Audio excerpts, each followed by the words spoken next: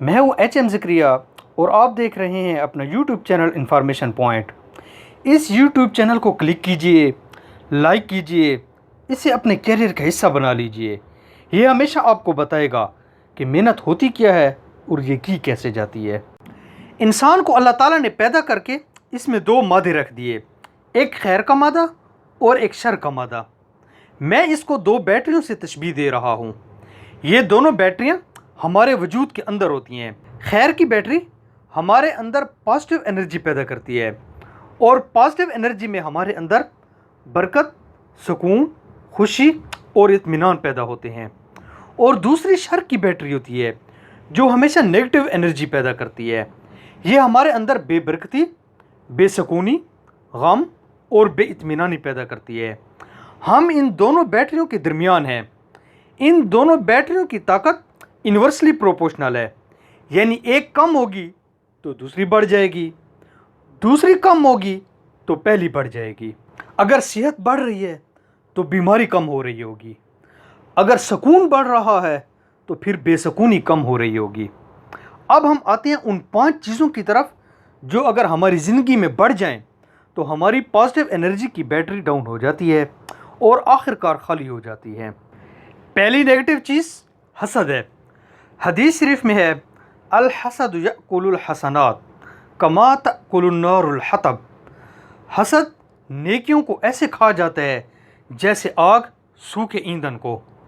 حسد کو آگ کیوں کہا جاتا ہے؟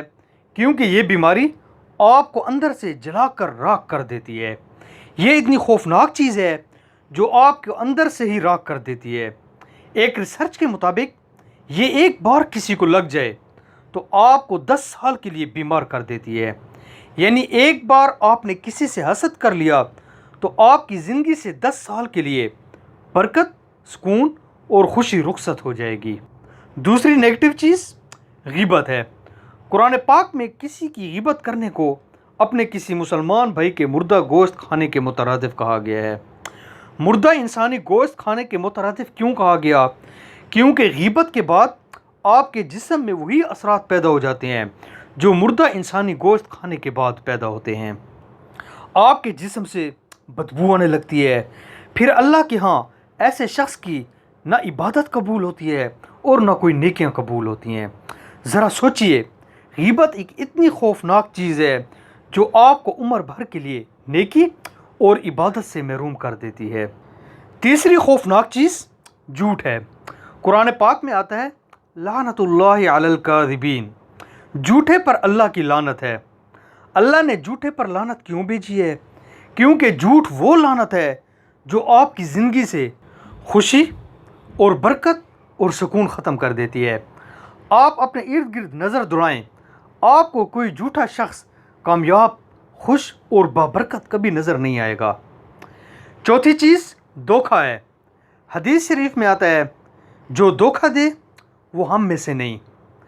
دھوکہ انسان کی صحت کا سب سے بڑا دشمن ہے۔ آپ کسی کو دھوکہ دے دیں، یہ واپس آپ کے پاس ضرور آئے گا، کیونکہ یہ جہاں سے چلتا ہے واپس اپنی جگہ پر ضرور پہنچتا ہے۔ دھوکے باز آدمی کبھی آپ کو صحت مند، خوش اور سکون والا نظر نہیں آئے گا۔ پانچویں چیز ملاوٹ ہے۔ حضرت شعیب علیہ السلام کی قوم میں کوئی خرابی نہیں تھی ماں سوائے چیزوں میں ملاوٹ کرنے کے۔ اللہ پاک کو یہ عمل اتنا ناپسند آیا کہ ان پر عذاب بھیج کر ان کو ہلاک کر دیا۔ ملاوٹ دھوکے کی آخری ڈگری ہوتی ہے۔ آپ اگر دھوکے کے اثرات کو 1000 سے ضرب دے دیں تو ملاوٹ کے برابر اثرات پیدا ہوتے ہیں۔ اور ملاوٹ سے پیدا ہونے والی نیگیٹو انرجی کیا کرتی ہے؟ یہ آپ کا اطمینان، سکون اور خوشی کھا جاتی ہے۔ آپ کو ملاوٹ کرنے والا شخص بھی کبھی اطمینان اور سکون کی نیند سوتا ہوا نہیں دکھائی دے گا۔ لہٰذا ان بیماریوں سے بچیے، اپنی خوشحال اور کامیاب زندگی گزاریے۔